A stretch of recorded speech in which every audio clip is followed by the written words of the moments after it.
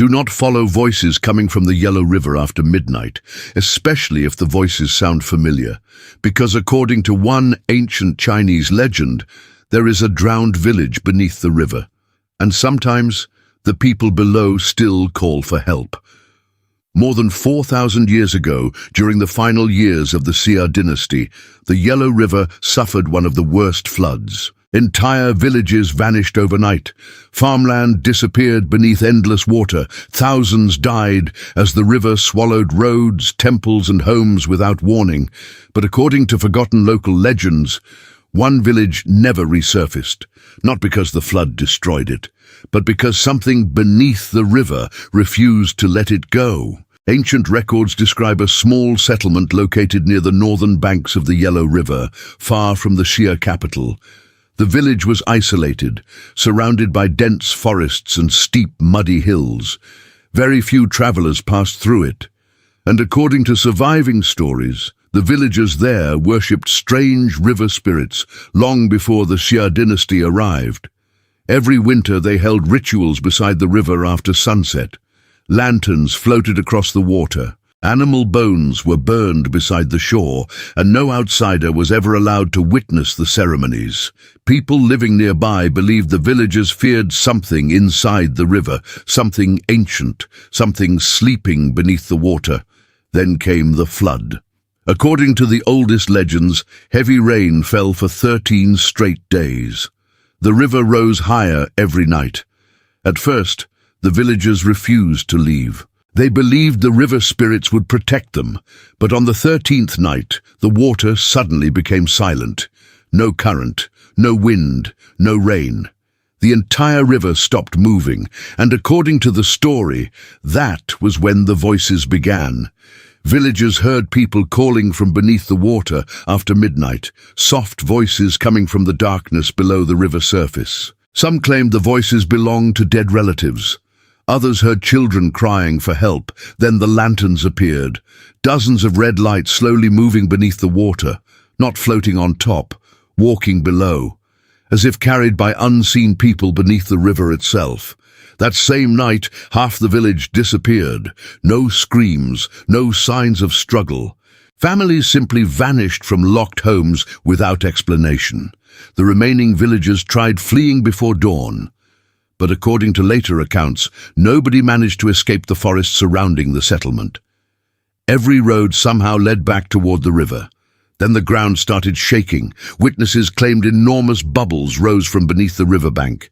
The water turned black, and from deep below the surface came a sound unlike anything the villagers had ever heard before.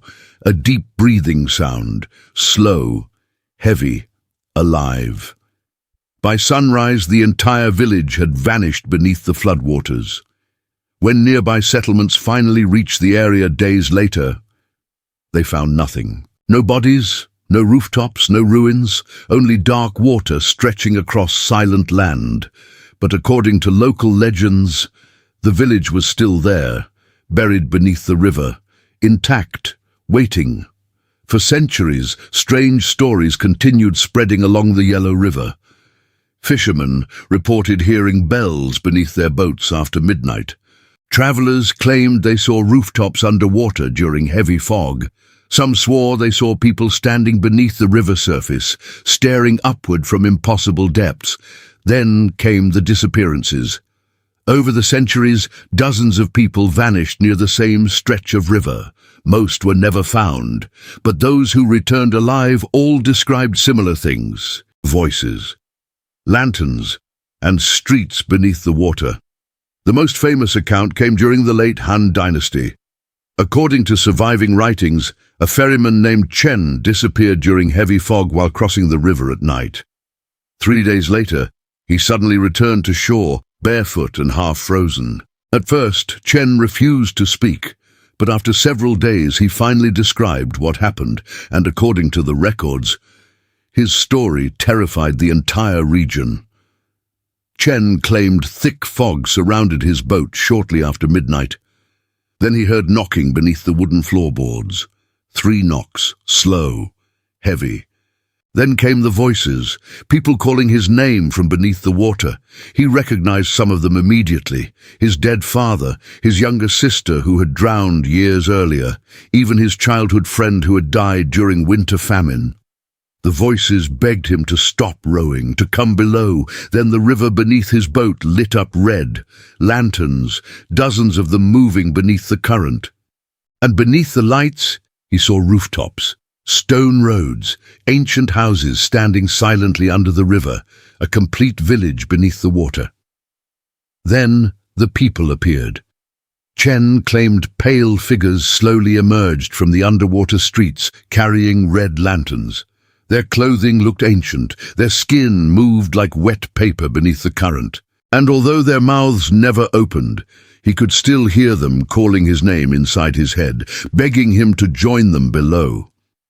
Then one figure stepped closer to the surface, and Chen recognized her instantly.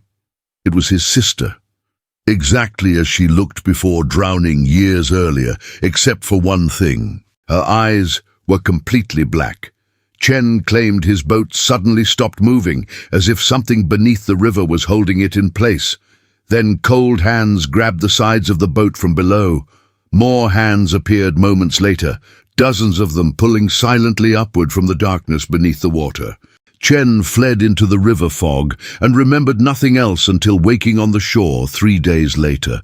But according to witnesses, river water continued dripping from his clothes for weeks afterward, even during dry weather, and every night before his death, neighbors claimed they heard him whispering in his sleep, "They are still waiting beneath the river." Even today, some villages near the Yellow River refuse to travel after midnight during heavy fog. Fishermen still leave offerings beside certain riverbanks before dawn. And according to old Chinese superstition, if you ever hear someone calling your name from beneath dark water, you must never answer, because the voice may belong to someone who drowned long ago. And once the river hears your voice answer back, it may never let you return to the surface again.